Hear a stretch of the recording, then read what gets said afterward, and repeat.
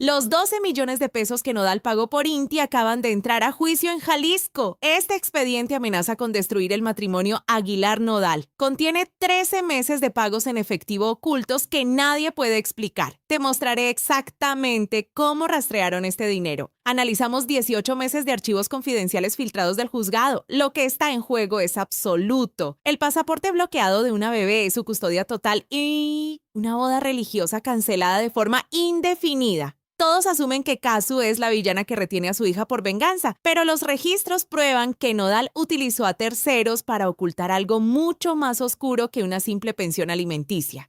Para entender por qué una niña de apenas un año tiene prohibido cruzar una frontera internacional, hay que rastrear el dinero físico. En diciembre de 2025, el equipo legal de Cristian Nodal cruzó las puertas del Tribunal de Jalisco con una demanda atípica. No solicitaban una reducción de pensión, no pedían más días de visita, exigían una auditoría total de gastos. El documento central era un folio contable y la cifra adjunta provocó la parálisis inmediata de los magistrados. 12 millones de pesos mexicanos entregados en un margen de apenas 13 meses. Por lo tanto, la Corte estaba evaluando pagos de 923,000 pesos mensuales destinados de forma exclusiva a los gastos de supervivencia de una bebé. Para dimensionar esta anomalía financiera hay que mirar los expedientes históricos del entretenimiento en México. Las pensiones alimenticias más agresivas registradas, como las del actor Gabriel Soto, promedian los 50,000 pesos mensuales. Litigios internacionales complejos, como el de Julián Gil, apenas rozan los $18,000. Pero Nodal estaba depositando 10 veces más que el límite máximo histórico de la industria. No era un error de cálculo, era una táctica que salió mal. Nodal factura más de $20 millones en un año promedio de gira. Por lo tanto, entregar 12 millones de pesos representaba apenas el 0,6% de su fortuna anual. El impacto económico era insignificante, pero el método de entrega escondía una trampa fiscal devastadora. El dinero no fluía a través de transferencias bancarias internacionales fiscalizadas. Los abogados de Nodal declararon bajo juramento ante el juez que el capital se entregaba en efectivo y mediante depósitos a cuentas de terceros ajenos al núcleo familiar. La defensa argumentó que fue Katsu quien exigió explícitamente esta modalidad opaca. Por lo tanto, Nodal operaba en un punto ciego legal. Sin facturas directas a nombre de la madre, el SAT podía clasificar ese movimiento de capital como evasión fiscal. Simultáneamente, las autoridades civiles mexicanas podían acusarlo de abandono financiero por falta de comprobantes oficiales. Necesitaba que una orden federal obligara a Katsu a justificar cada peso gastado. Mientras los tribunales en Jalisco redactaban estas acusaciones a 7,000 kilómetros al sur, la realidad física de Julieta Katsuchelli era diametralmente opuesta. Ella reconstruía su entorno en Buenos Aires bajo un escudo de autosuficiencia radical y sus gastos comprobables destruían la narrativa del despilfarro. Los recibos de la mensualidad en el jardín de niños de Inti marcaban 20,000 pesos mexicanos. El alquiler de su vivienda de seguridad promediaba los 50,000 pesos. La cobertura médica privada rondaba los 10,000 pesos al mes. Por lo tanto, existía un abismo de casi 800,000 pesos mensuales perdidos en el aire. Dinero que salía de México, pero que, según ella, nunca llegaba a sus manos. La tensión acumulada rompió la barrera digital. Katsu encendió la cámara de su teléfono para una transmisión en vivo que paralizó las redes. Miró fijamente a la lente, con un tono de voz que mezclaba indignación y frialdad, y lanzó un desafío directo a la Corte mexicana. Díganme a dónde fueron a parar esos millones porque yo no los tengo. El Tribunal de la Opinión Pública dictó su propia sentencia en tiempo real. La audiencia etiquetó la maniobra legal de Nodal como un acto de chantaje emocional. El castigo del mercado fue inmediato. Los reportes de la industria confirmaron una caída masiva del 30% en las reproducciones globales de Nodal. Katsu, por el contrario, vio sus niveles de retención y métricas de seguidores dispararse un 120%, pero el equipo de Nodal no peleaba por la aprobación del público. Peleaba por la asfixia legal. Al sembrar la duda documentada sobre el paradero de millones en efectivo, el juez de Jalisco accionó el mecanismo más violento a su disposición. Dictó una medida cautelar inmediata. El pasaporte argentino de Inti quedó inmovilizado. Los planes de viaje a Estados Unidos fueron bloqueados por el sistema de aduanas. Katsu y su hija quedaron ancladas geográficamente. Esa restricción migratoria fue celebrada en privado como una victoria técnica del cantante. Pero someter esa contabilidad al escrutinio del juzgado encendió una mecha que nadie calculó. Para probar los pagos, los abogados tuvieron que entregar los nombres de los terceros que cobraban el efectivo. Y cuando esos documentos se filtraron a la prensa, los nombres que aparecieron en los recibos arrastraron al fuego a la única persona que Nodal juró proteger. El 4 de diciembre de 2025, la estrategia de confidencialidad colapsó por completo. La batalla legal abandonó el aislamiento de los archiveros sellados en Jalisco. Por lo tanto, el conflicto aterrizó directamente en la televisión nacional mexicana. Pati Chapoy sostenía frente a las cámaras un expediente judicial clasificado. Eran las pruebas físicas de los 12 millones de pesos mexicanos. Pero lo verdaderamente destructivo para la opinión pública no era la suma millonaria, era la ruta física que seguía ese capital. Nodal documentó ante los magistrados un sistema de entregas clandestinas,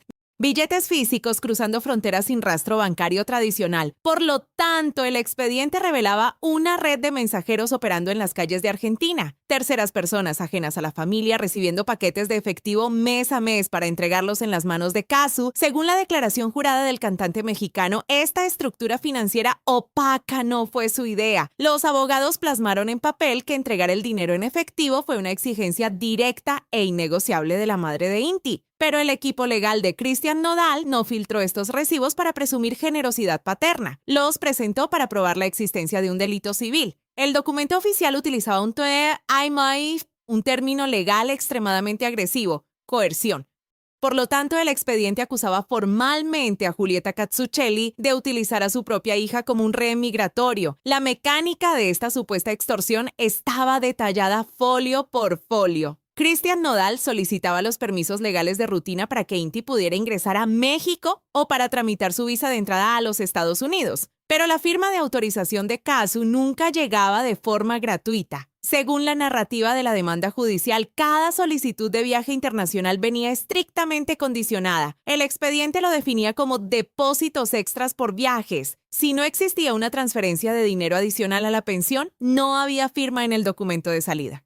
Si no había firma, la bebé no salía del territorio argentino bajo ninguna circunstancia. Por lo tanto, el pasaporte de una niña de 1 año dejó de ser un simple documento de identidad. Se transformó en el mecanismo de presión financiera más letal de la industria musical. Esta filtración mediática pintaba a Nodal como una víctima absoluta de extorsión internacional, pero Julieta Cazzucchelli no se quedó en silencio absorbiendo el golpe televisivo. En octubre de 2025, ella activó la cámara frontal de su teléfono. Su rostro reflejaba una mezcla letal de agotamiento y furia contenida. No utilizó lenguaje legal, no leyó un comunicado de prensa redactado por corporativos. Utilizó una sola palabra para definir al padre de su hija: descarado.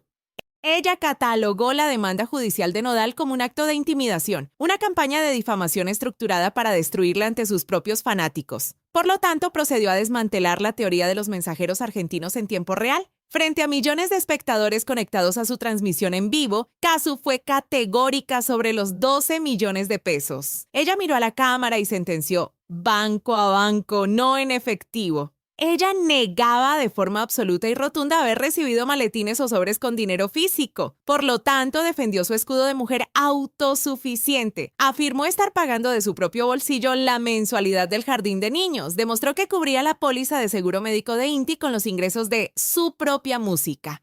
La disonancia entre ambas versiones era total. Nodal tenía comprobantes fiscales de haber sacado 12 millones de pesos de sus cuentas para dárselos a Cazzu. Pero Cazzu juraba públicamente que jamás recibió ese efectivo y exigía saber el paradero real de los fondos. Díganme, ¿dónde fueron a parar esos millones?, exigió durante la transmisión. Alguien estaba mintiendo ante un juez federal, o los mensajeros robaron el dinero, o Nodal fabricó los recibos, o Cazzu ocultaba las entregas. Por lo tanto, el tribunal exigió cruzar las cuentas bancarias de ambos artistas, y cuando los peritos financieros abrieron los libros contables, descubrieron que esta guerra de egos estaba provocando una hemorragia de dinero y reputación que nadie calculó, y los números de ganancias y pérdidas mostraban a un claro perdedor. Cuando los peritos financieros abrieron los libros contables, descubrieron que los 12 millones de pesos en disputa eran irrelevantes. El verdadero costo de esta demanda no estaba en los tribunales de Jalisco, estaba en los servidores de Spotify y YouTube. El expediente filtrado provocó un juicio simultáneo en el mercado digital. Por lo tanto, las corporaciones discográficas se vieron obligadas a medir el daño, y el balance de ganancias y pérdidas rompió todas las proyecciones financieras de 2025. Cristian Nodal obtuvo su victoria técnica frente al juez. Él documentó sus pagos millonarios, por lo tanto blindó su patrimonio contra el SAT y demostró su cumplimiento como proveedor financiero. pero la audiencia penalizó esta agresividad judicial con un boicot masivo. Los reportes internos de YouTube y Analytics confirmaron una caída sostenida del 30% en sus reproducciones globales inmediatamente después de la filtración del documento. Su lanzamiento promocional, la canción Incompatibles, fue clasificado internamente como un fracaso comercial absoluto. El mercado lo identificó como el agresor. Por lo tanto, sus números entraron en una recesión que ninguna campaña de marketing logró revertir. En el extremo opuesto de la gráfica, el efecto fue inverso. Julieta Cazzucchelli perdió el pasaporte de su hija. Por lo tanto, su libertad de movimiento internacional fue neutralizada. Estaba geográficamente bloqueada para realizar giras en Estados Unidos o México, pero monetizó el martirio. La percepción de ser una madre soltera asediada por un gigante de la industria generó un efecto de lealtad fanática. Sus reproducciones digitales en la región sur se dispararon un 120%. El público bautizó su regreso a los escenarios como la narrativa de Inti contra el mundo. Las pruebas de esta resurrección financiera eran irrefutables. La gira denominada Inti Tour alcanzó un 95% de boletos vendidos en todas sus fechas sudamericanas. Cazzu estaba perdiendo la batalla burocrática, pero estaba ganando la guerra financiera. Pero el análisis de datos reveló una tercera columna en esta hoja de cálculo. Una víctima financiera que ni siquiera aparecía nombrada en las 40 páginas de recibos del juzgado. El daño colateral más destructivo de la demanda impactó directamente en Ángela Aguilar. Ella no firmó la retención del pasaporte, ella no exigió los pagos en efectivo. Por lo tanto, la lógica dictaba que el público la mantendría al margen del conflicto legal de su esposo. Pero el algoritmo no perdona. La plataforma Google Trends registró un pico histórico de búsquedas negativas asociadas a su nombre. El odio colectivo la sentenció por asociación. Las métricas discográficas de Ángela sufrieron una mutilación comercial sin precedentes. Sus reproducciones en el género de boleros colapsaron un 72% en comparación con los números de 2024. El golpe más profundo no fue el volumen total de oyentes, fue la demografía. Los análisis de audiencia demostraron que Ángela perdió el 65% de su base de fans femenina. Las mujeres abandonaron su catálogo musical en solidaridad explícita con Cazzu. Su valor como embajadora de marcas comerciales quedó paralizado y su esperado dueto programado para 2026 fue congelado por los ejecutivos. Nodal perdió audiencia, Ángela perdió su reputación, Cazzu perdió el pasaporte de su hija. Esta crisis demostró que la extorsión legal tiene un costo financiero que destruye a todas las partes involucradas. Pero el impacto de este expediente filtrado no se limitó a las métricas de Spotify ni a los pasillos de los juzgados en Jalisco. La indignación cruzó la frontera digital. El bloqueo del pasaporte de una niña de 1 año detonó una furia social tan grande que llegó directamente a los escritorios de los políticos mexicanos, y la ley estaba a punto de cambiar para siempre. El colapso financiero y el odio en redes sociales eran consecuencias predecibles dentro de la industria del entretenimiento, pero la indignación colectiva cruzó una frontera que ningún abogado en Jalisco pudo anticipar. El bloqueo del pasaporte de Inti dejó de ser un simple pleito de farándula, se transformó en un detonante legislativo. Para entender la magnitud de este impacto hay que analizar el sistema burocrático tradicional. Antes de este escándalo, la ley mexicana operaba bajo una regla inflexible. Para tramitar el pasaporte de un menor o autorizar su salida del país, el Estado exigía obligatoriamente la firma presencial o el consentimiento notariado de ambos progenitores. Por lo tanto, un padre ausente tenía el poder absoluto de paralizar la vida de su hijo. Podía vivir a miles de kilómetros, podía ignorar sus responsabilidades afectivas, pero su negativa a firmar un papel convertía al menor en un rehén geográfico. Desbloquear esta negativa mediante un juicio civil tradicional consumió un promedio de 6 meses de audiencias interminables. El caso de Cristian Nodal y Cazzu expuso esta grieta burocrática en cadena nacional, pero Julieta Cazzucchelli no organizó marchas, no contrató firmas de cabildeo político, no publicó peticiones formales exigiendo un cambio en la Constitución mexicana. Su influencia operó desde el silencio absoluto. La pura exhibición de su vulnerabilidad migratoria inspiró un movimiento social orgánico. En cuestión de días, una campaña en la plataforma Change.org acumuló 33,000 firmas ciudadanas. La exigencia era simple y directa. Ningún padre ausente debería tener el poder de bloquear los viajes internacionales de sus hijos como mecanismo de castigo. Esa presión digital encontró eco inmediato en el mundo físico. El 11 de marzo de 2026, la política mexicana absorbió el conflicto. Durante la sesión extraordinaria del Congreso de Michoacán, en el punto número 54 de la orden del día, la diputada Sandra Arreola Ruiz subió a la tribuna. Ella representaba al Partido Verde Ecologista, pero la iniciativa que presentó trascendía las barreras partidistas. Propuso una reforma directa al artículo 4 de la Constitución de México. El proyecto fue bautizado extraoficialmente por la prensa y el público como la Ley Katsu. El núcleo de esta reforma destruía el poder de extorsión migratoria. La ley proponía otorgar permisos unilaterales. El custodio principal del menor podría tramitar pasaportes y autorizar viajes internacionales sin la firma del otro progenitor. Pero este poder no era absoluto. Requería probar una de 3 causales específicas. La madre solo necesitaba demostrar un abandono afectivo superior a 3 meses sin contacto, o probar el incumplimiento del pago de la pensión alimenticia durante 3 cuotas consecutivas o 6 alternas, o evidenciar una falta de convivencia física sostenida. Si se cumplía una sola de estas condiciones, el sistema priorizaba el interés superior del menor. Por lo tanto, el laberinto burocrático se desintegraba. Un proceso judicial que antes consumía medio año de desgaste emocional, ahora quedaba diseñado para resolverse en un plazo máximo de 72 horas. El impacto de la propuesta en Michoacán fue fulminante. La iniciativa fue aprobada para su impulso federal con 55 firmas de respaldo legislativo recolectadas en apenas 2 horas. Por lo tanto, el diputado Ernesto Núñez Aguilar tomó el control del proyecto para elevarlo al Congreso de la Unión. La Ley Katsu estaba en camino de convertirse en una realidad aplicable a nivel nacional en todo el territorio mexicano. Nodal intentó utilizar la burocracia para asfixiar a su expareja, pero el resultado de su estrategia fue provocar una reforma constitucional que despojará a miles de padres de esa misma arma en el futuro. Esta victoria legislativa perfilaba a Katsu como una figura intocable frente a la opinión pública. Su nombre quedaría inmortalizado en los pasillos de la ley mexicana. Pero mientras los políticos en Michoacán celebraban los trámites constitucionales, la onda expansiva de este terremoto mediático estaba triturando la salud mental y el futuro de una persona que se encontraba aislada al otro lado del Océano Atlántico. Y las imágenes que llegaron desde un hotel en España confirmaron que el daño personal ya era irreversible. La victoria legislativa de la Ley Katsu coronó a la rapera argentina como una figura intocable en México. Pero a 9.000 kilómetros de distancia, las consecuencias de esa misma guerra estaba destruyendo a la mujer que fue arrastrada al conflicto sin haber firmado un solo documento. Para entender la magnitud del colapso personal de Ángela Aguilar, hay que mirar los registros de viaje de marzo de 2026. La prensa esperaba verla enfrentando la tormenta mediática tras las filtraciones de Jalisco al lado de su esposo. Por lo tanto, los paparazzis sitiaron su residencia en México, pero Ángela no estaba en el país. Los registros de reservación confirmaron su ubicación exacta.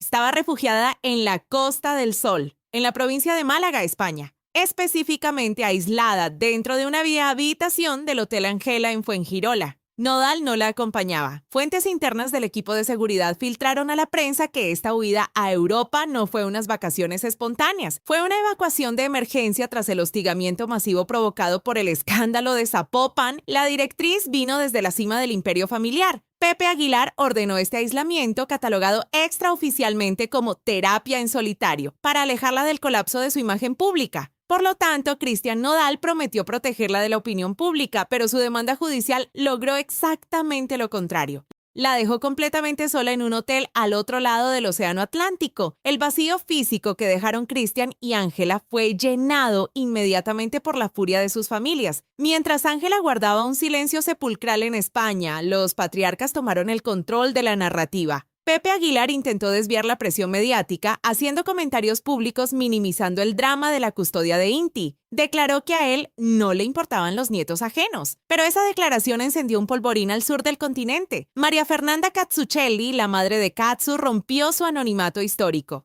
Encendió su propia cámara y desató un ataque frontal contra el patriarca de la dinastía Aguilar.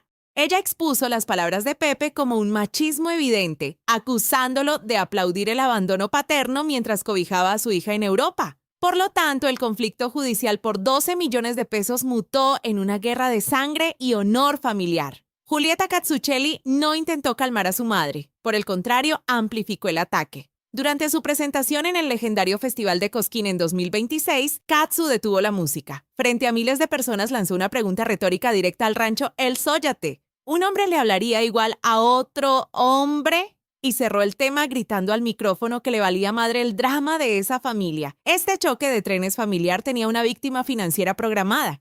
La hoja de ruta de la familia Aguilar establecía mayo de 2026 como el mes de la coronación mediática. Estaba agendada la monumental boda religiosa en Zacatecas, una lista hermética de 200 invitados exclusivos. Y el punto central de relaciones públicas, la presencia de la pequeña Inti en la ceremonia para lavar la imagen de Nodal como un padre presente. Pero el bloqueo del pasaporte destruyó la viabilidad logística. Si Inti no podía salir de Argentina, la foto familiar perfecta era imposible. Y sin esa foto, el negocio millonario colapsó. Por lo tanto, los rumores de una fuerte crisis matrimonial se convirtieron en un hecho contable. Los reportes de la industria revelaron que Pepe Aguilar había negociado personalmente los derechos de transmisión exclusiva de esta boda religiosa con las cadenas Televisa y Univisión. El contrato estaba valuado en $5 millones, pero ante la carnicería pública, las protestas feministas, el boicot a los boleros de Ángela y la negativa absoluta de Cazzu para prestar a su hija para el circo mediático, las cadenas de televisión retiraron la oferta. Un video viral en TikTok confirmó la estocada final. En una grabación interceptada se escuchaba a Ángela sugiriendo a sus organizadores que la fecha de mayo quedaba suspendida de forma indefinida. Nodal inició esta demanda buscando recuperar el control de su dinero. Por lo tanto, el resultado de su exigencia de transparencia fue que su esposa terminó exiliada, su familia política enfrentada internacionalmente y un contrato de $5 millones reducido a cenizas. Pero mientras el drama destruía las portadas de revistas de espectáculos, el reloj del Tribunal de lo Familiar en Jalisco seguía corriendo. El juez ya había revisado los recibos, había escuchado a ambas partes y estaba listo para dictar el fallo final. Y la decisión sobre quién se quedaba con el control absoluto de Inti y de los 12 millones estaba a punto de reescribir las reglas de la industria para siempre. El hotel en España, los insultos en los festivales de música y los contratos cancelados por Televisa son solo daños colaterales. El verdadero clímax de esta historia se está escribiendo en el encierro del Juzgado Familiar número 3 de Guadalajara. Por lo tanto, hay que analizar el expediente 2025-1472. El magistrado admitió formalmente la demanda de Cristian Nodal y en febrero de 2026 activó el mecanismo más temido del sistema de justicia, el peritaje contable. Una auditoría forense sobre el paradero exacto de los 12 millones de pesos. Pero este agresivo proceso técnico no calmó la desesperación psicológica del cantante. En marzo de 2026, Nodal encendió su cámara para una transmisión en vivo. Su rostro mostraba el desgaste físico de meses de litigio. No habló de cifras ni de abogados. Lanzó un mensaje crudo y directo. Quiero convivir. Su objetivo mutó. Ya no es puramente financiero. Él exige presencia física activa en México y un veto legal estricto para prohibir la exposición de Inti en redes sociales. Pero lograr esto requiere desmantelar la defensa legal de Julieta Cazzucchelli. Los especialistas en derecho familiar de Jalisco han cruzado los datos de ambos patrimonios y proyectan 3 escenarios matemáticos para la audiencia definitoria del 15 de mayo. El primer escenario domina las probabilidades con un 60%. Se fundamenta en el artículo 303 del Código Civil. La ley dicta que toda pensión alimenticia debe ser estrictamente proporcional. Nodal genera $20 millones anuales, pero el estándar de los magistrados sitúa el tope de lujo en $100,000 al mes. Por lo tanto, el juez declarará que $923,000 mensuales es un exceso injustificable. La Corte forzará a Cazzu a entregar informes de gastos detallados, reducirá la pensión a la mitad y autorizará las visitas a territorio mexicano. El segundo escenario le otorga un 25% de probabilidad de victoria absoluta a Cazzu. Ella logra comprobar su autosuficiencia y justifica los gastos mediante los recibos médicos y educativos en Argentina. Por lo tanto, retiene los fondos completos sin reembolsar un solo peso. Mantiene las visitas de Nodal estrictamente bloqueadas bajo el amparo de la nueva inercia de la ley Cazzu. Pero existe un tercer escenario, la revelación que justifica toda esta guerra. Tiene apenas un 15% de probabilidad, pero representa la bomba nuclear de este litigio, la custodia compartida total.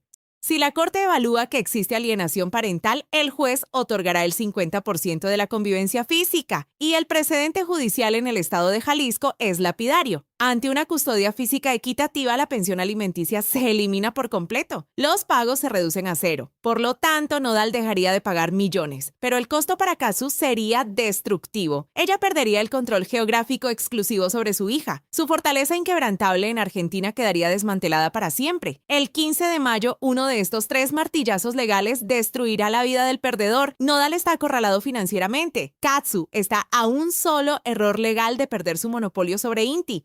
Pero la onda expansiva de esta masacre en los tribunales de Jalisco acaba de cruzar el océano y detonó un colapso paralelo que nadie vio venir dentro de la dinastía Aguilar, forzando a Ángela así a tomar una decisión límite sobre su propio matrimonio. El 15 de mayo, un juez en Jalisco decidirá el futuro de Inti y el destino de los 12 millones de pesos. Pero la verdadera condena ya se ejecutó fuera de los tribunales. Ángela Aguilar abandonó su exilio en el Hotel de España para intentar rescatar su carrera. Por lo tanto, la industria la obligó a enfrentarse cara a cara con la audiencia. Pero lo que encontró al subir al escenario fue una pesadilla financiera y psicológica. Arenas completamente vacías, multitudes gritando el nombre de Katsu directamente en su cara y filtraciones del Círculo Cero que apuntan a los primeros trámites de un divorcio inminente con Cristian Nodal. Para ver cómo esta pesadilla se salió de control, haz clic en el video que aparece en pantalla. Ángela Aguilar en crisis total. Tour vacío, gritos de Katsu y rumores de divorcio con Nodal.